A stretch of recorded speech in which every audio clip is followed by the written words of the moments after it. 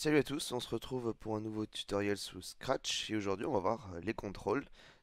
C'est quelque chose dont je parle depuis assez longtemps parce que c'est une partie essentielle en fait de la programmation. Tout programmeur sait que les boucles sont indispensables pour programmer, même si on peut utiliser la récursivité. Vous allez voir que les boucles, une fois que vous avez commencé à les utiliser, vous ne pourrez plus vous en passer. Eh bien, dans Scratch, on a quelques types de contrôles qui sont inclus. On a aussi quelques fonctionnalités supplémentaires, vous allez voir comment on les utilise, que je vais vous présenter dans cette vidéo. Donc sans plus tarder, on va commencer avec le premier, qui est un bloc qui permet de créer un délai d'attente. Donc par défaut, ce délai d'attente est de 1 seconde, mais on peut changer de ce délai en changeant le paramètre, donc par exemple 3 secondes. Alors comment ça marche? Eh bien, quand le bloc va être rencontré dans notre script, il va marquer une pause du temps que vous aurez choisi. Par exemple, là c'est 3 secondes, et si je double-clique dessus, vous voyez qu'il y a un cercle jaune qui se met autour du bloc et qui reste allumé pendant 3 secondes.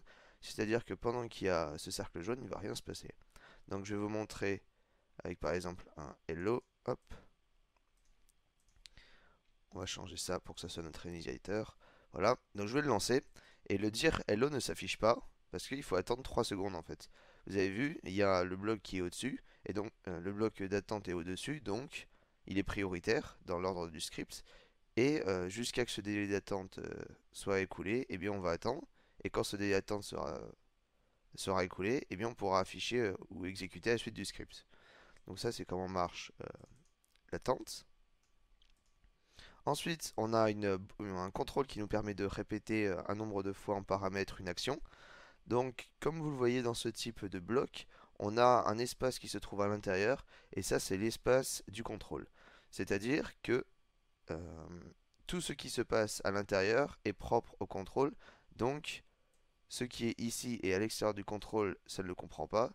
Ce qui est ici est avant, ça ne le comprend pas non plus. Par contre, hop, ce qui est dedans appartient au contrôle. Donc, par exemple ici, dans le cas présent de ce bloc-là, qui est répété 10 fois, si je mets un dire hello ici, ça va me répéter 10 fois un hello. Donc, j'ai fait un test avec, enfin, on va faire un test avec une variable que j'ai créée, une variable que j'ai appelée test du reste.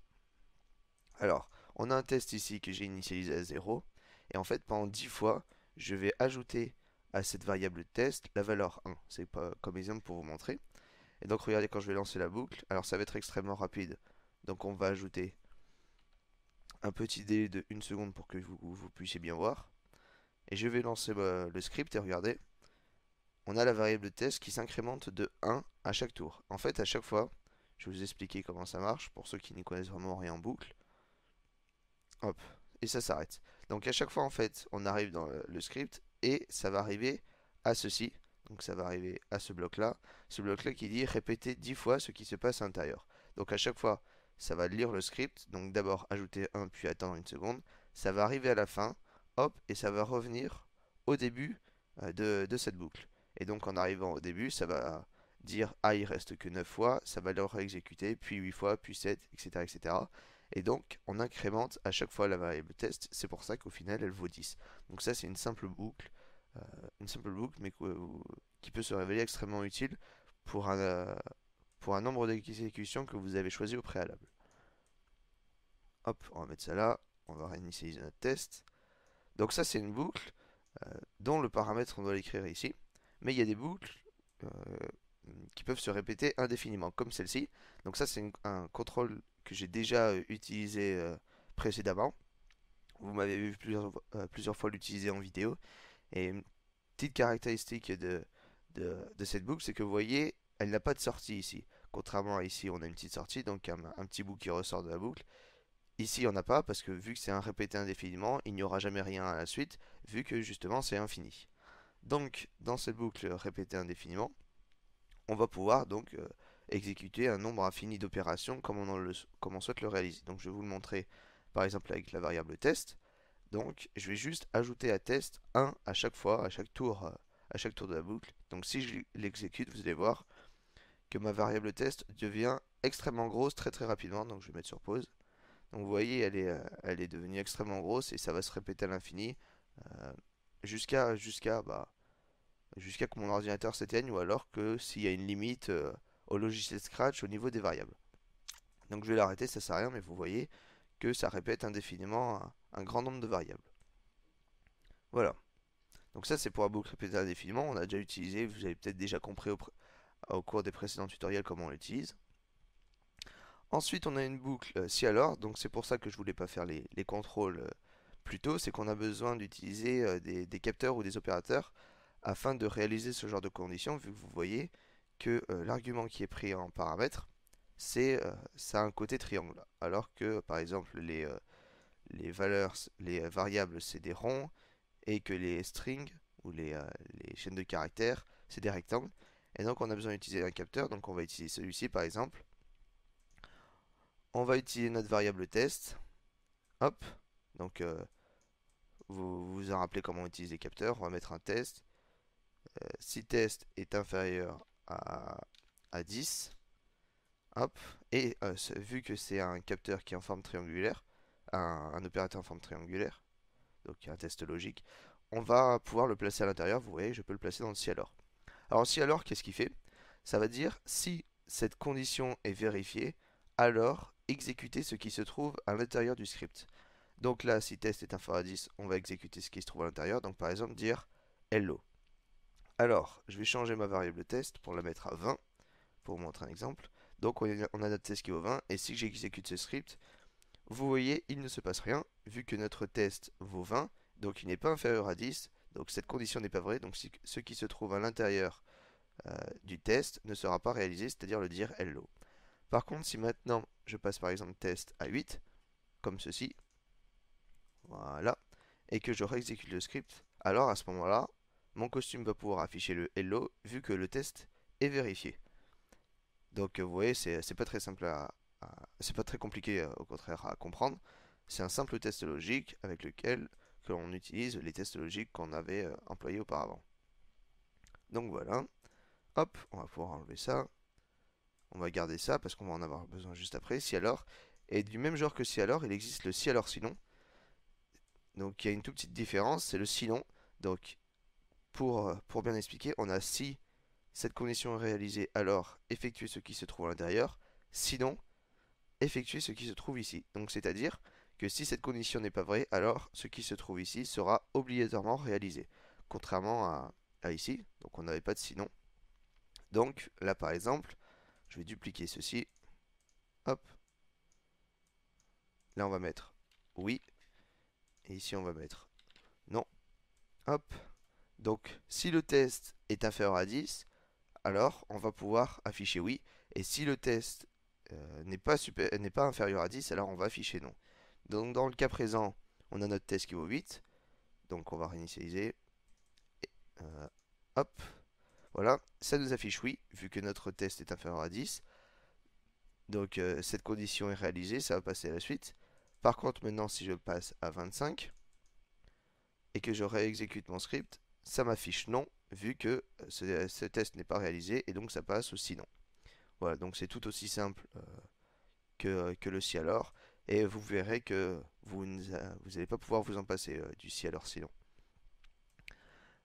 Ensuite, on a un attendre jusqu'à.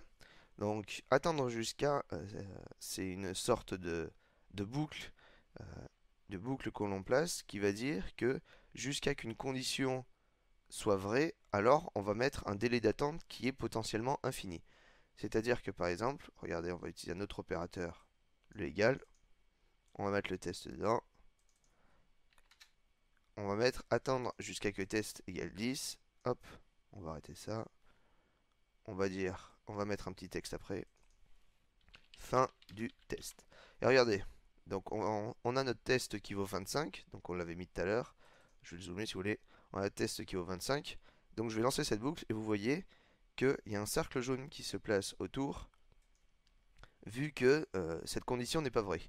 Donc il y a un délai d'attente infini jusqu'à que notre test vaille 10, et le seul moyen d'arrêter ce test, d'arrêter cette boucle infinie, c'est soit de faire passer test à 10, soit d'arrêter notre programme. Donc je vais vous montrer une méthode par exemple pour passer le test à 10. Donc on va juste faire ceci. Hop. Valeur. et je vais exécuter ce simple petit script. Donc hop, donc ça nous demande une valeur, on va rentrer 5. Là j'ai ajouté mince, hop, on va mettre ça. Donc valeur, on a donc notre test qui vaut 30. Hop, maintenant notre test il vaut 6, ça va toujours pas, vous voyez que cette boucle est toujours infinie. On va tester une autre valeur, par exemple 63. Notre test est toujours en route, et maintenant on va on va mettre 10 à la valeur, et vous voyez que ça s'est arrêté. On a bien écrit fin du test, notre cercle jaune s'est arrêté, donc ça veut dire que notre boucle infinie s'est arrêtée elle aussi. Donc voilà à quoi sert ce contrôle, c'est assez pratique. Donc ça permet de réaliser un sorte de délai d'attente. Par exemple, si on prend dans un exemple, pardon, dans un jeu, euh, qu'on a un objet, eh bien on va dire que ça n'affiche pas, par exemple, gagné tant que cet objet n'a pas été, par exemple, mangé par votre personnage. Par exemple, un Pac-Man, tant que toutes les boules n'ont pas été mangées sur la carte, eh bien ça ne peut pas afficher que vous avez gagné. Voilà. Donc ça c'est l'autre contrôle. On en a un peu similaire, c'est répéter jusqu'à. Donc ça va répéter un nombre d'actions qui se trouvent à l'intérieur de notre contrôle jusqu'à que la condition ici soit vraie. Alors, euh, on va afficher par exemple, on est dans la boucle. Hop. Ensuite, on va mettre un petit délai d'attente. Dupliquer. Une seconde. On va remettre hop, ceci pour réinitialiser. Attendre une seconde. Et à la fin, on va dire fin de la boucle. Comme ceci. Donc, répéter jusqu'à que test égale 10. On est dans la boucle. Donc, regardez. Ah bah oui, test vaut 10. Donc, il faut que je le réinitialise. Mettre test à 0. Hop. On va le lancer. Donc ça affiche, on est dans la boucle de manière infinie, parce qu'on a notre variable test qui est ici, qui vaut 0. Donc vous voyez qu'on a une boucle très très longue, et du même genre que tout à l'heure, si on veut quelque part modifier test, donc modifier la condition qui est ici pour qu'elle devienne vraie, il faut qu'on la modifie nous-mêmes. Donc par exemple, on rentre 25, ça ne va pas, donc on est toujours dans la boucle. On va relancer, on lance 6, ça ne va pas, donc on est toujours dans la boucle. Par contre, maintenant, si je lance 10, hop, eh bien, il y a écrit fin de la boucle. Vous voyez que l'espace jaune s'est effacé, vu que test maintenant vaut 10. Et donc, on a arrêté cette boucle et on est passé à la suite du script, qui est dire fin de la boucle, qui est bien le cas.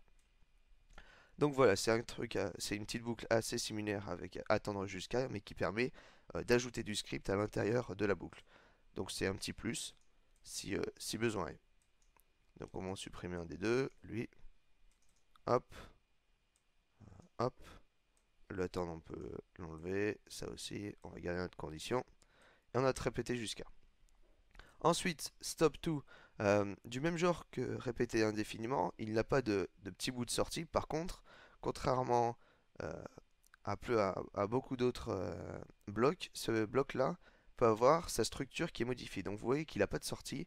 Et par exemple, si je prends ceci comme paramètre à mon bloc, vous voyez que le bloc a une sortie. Alors qu'est-ce qu'il fait StopTo? StopTo il va pouvoir arrêter toutes les boucles qui sont en train de se dérouler sur le script ou dans votre programme et donc ça va tout arrêter. Donc ça c'est StopTo. Si je l'exécute, regardez, on va mettre un délai de 200. Donc on a une boucle de 200 secondes. 200 secondes c'est un peu long. Et si par exemple quelque part on place le bloc StopTo, eh bien ça va arrêter cette boucle alors qu'elle n'est pas reliée directement au script. Donc je vous remontre un test. On a le tour jaune pour dire qu'il y a une boucle. Ce script-là est complètement indépendant de celui-ci. On le lance et ça a arrêté ce délai d'attente. De la même manière, stop ce script, pardon. Donc ça va arrêter tout ce qui se passe, dans ce script. Donc à la suite, donc par exemple j'ai quelque chose comme ceci, ça va arrêter tout ce qui se passe dans ce script, mais pas dans les autres. Donc par exemple, regardez, alors je vais enlever ça parce que c'est pas très utile. Si je relance mon délai et que je réexécute ce petit stop, eh bien vous voyez que le délai d'attente ici n'est pas arrêté vu que ça n'arrête que ce qui se trouve au-dessus de ce script, mais pas ce qui se trouve autour. Donc c'est la seule petite nuance entre les deux. Si on veut arrêter celui-là, soit on arrête avec ici, soit on doit mettre à tout. Un autre moyen d'arrêter ce délai d'attente, c'est de mettre le troisième paramètre du stop, c'est-à-dire autre script du lutin, c'est-à-dire que ça va tout arrêter sauf ce qui se trouve à l'intérieur de ce script.